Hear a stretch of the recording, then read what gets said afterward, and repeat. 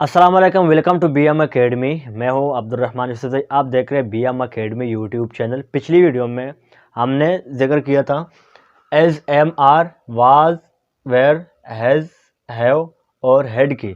आज हम बात करेंगे और वजाहत करेंगे डू, डज, डिड की, will, shall, will be, have की। जिस तरह पिछली दफ़ा हमने इसी तफसील से वीडियो बनाई थी, आपको समझाया था, इंशाल्लाह इसमें भी आपको समझाएंगे।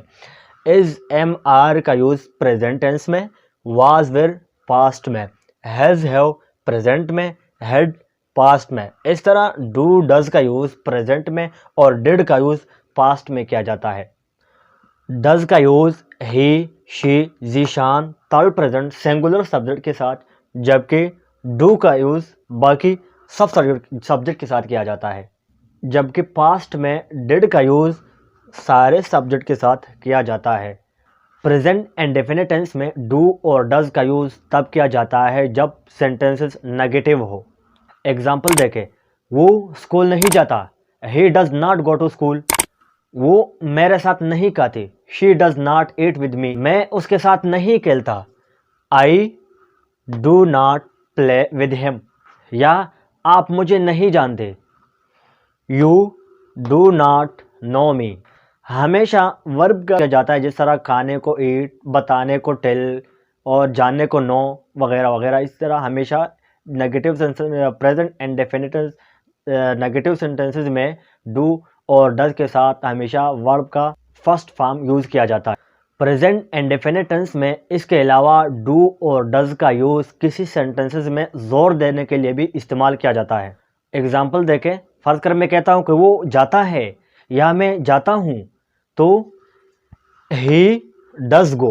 डज का यूज़ किसी सेंटेंसेस में ज़ोर देने के लिए भी इस्तेमाल किया जाता है। मैं कहता हूँ कि वो जाता है, वो जाता है, ही डज गो। या मैं जाता हूँ, I do go. Do does की बात हो रही थी ना, कि डू और डज किसी सेंटेंस में जोर देने के लिए भी इस्तेमाल किया जाता है।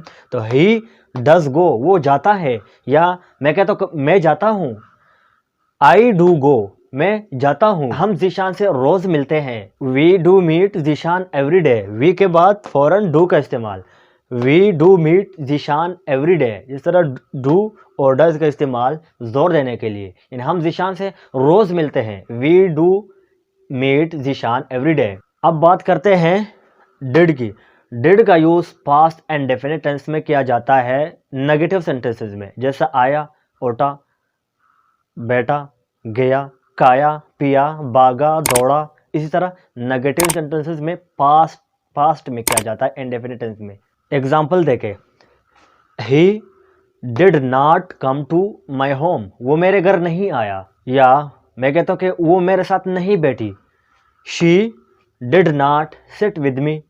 या जीशान आपसे नहीं मिला, Zeeshan did not meet you. या मैं कहता हूँ कि मैंने आपको नहीं बताया, मैंने आपको नहीं बताया, I did not tell you. या तुम यहाँ नहीं आए, you did not come here. Do और डज की तरह डिड का इस्तेमाल भी जोर देने के लिए सेंटेंसेस में किया जा सकता है। एक इस्तेमाल तो यह है past and definite tense negative sentences में आया, गया, उठा, बैठा। और एक इस्तेमाल किसी सेंटेंसेस में जोर देने के लिए।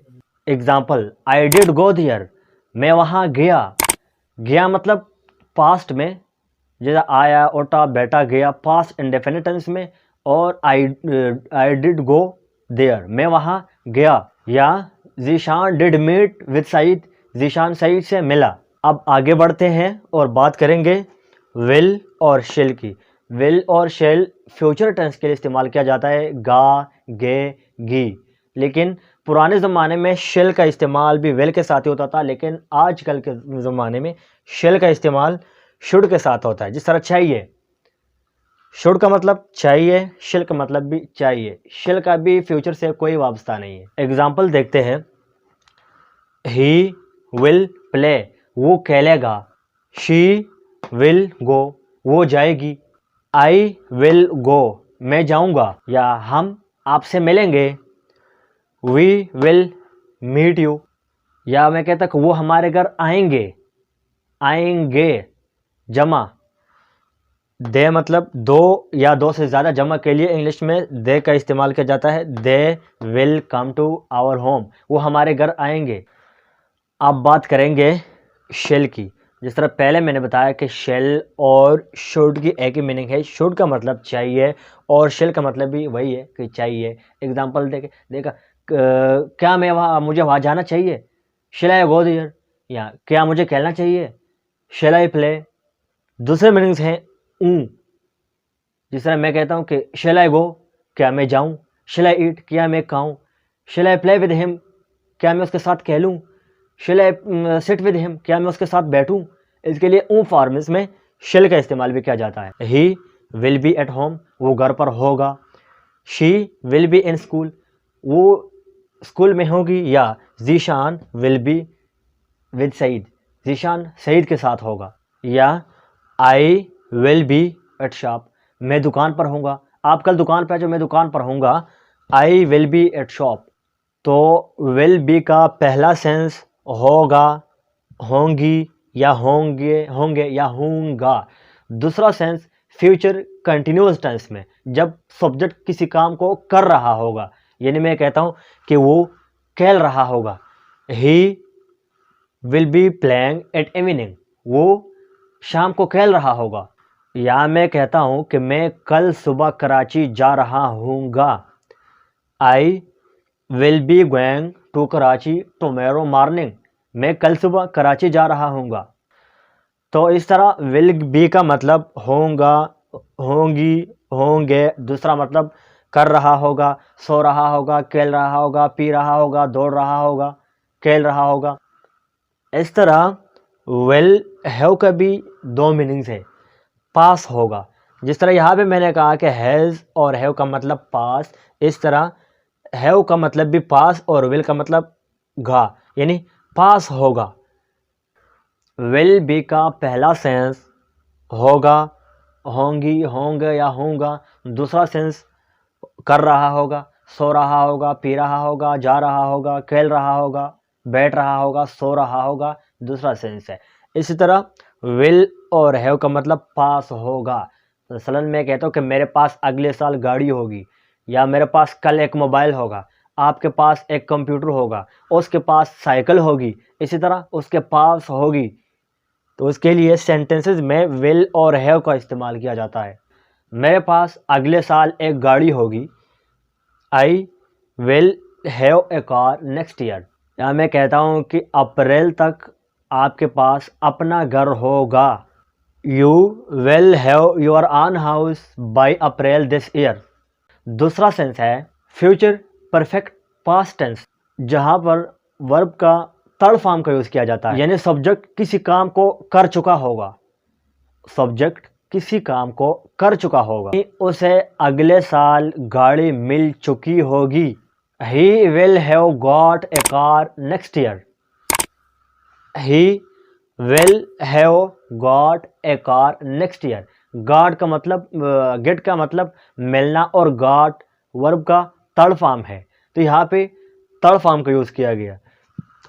He will have got a car next year, उसे अगले साल गाड़ी मिल चुकी होगी। या आप 2025 तक टेपू कंपनी के मालिक बन चुके होंगे। You will have a become the owner of Tepu company by 2025। तो गाइज उम्मीद करता हूँ कि ये सारे वर्ड आपके जहन में इंशाल्लाह आ चुके होंगे। इसको अगर नोट करना चाहते हैं तो नोट भी कर ले, क्योंकि ये बेसिक सेंटेंसेस में यूज़ किया जाता है। ये जो आम घरेलू में जो हम आपस में बातें करते हैं, या किसी दोस्त के साथ करते हैं, स्कूल में करते हैं, किसी भी जगह हम बातें करते हैं, तो ऐसे बातें, ऐसे जो वर्ड्स ये सेंटेंसेस में आते रहते हैं।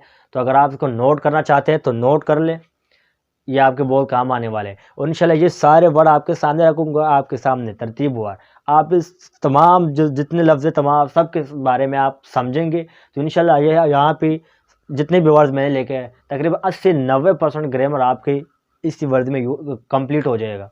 अगर चैनल पे नए हैं तो चैनल को सब्सक्राइब करें और वीडियो को लाइक करें, ज़्यादा से ज़्यादा शेयर करें। मिलेंगे अगली वीडियो में, तब तक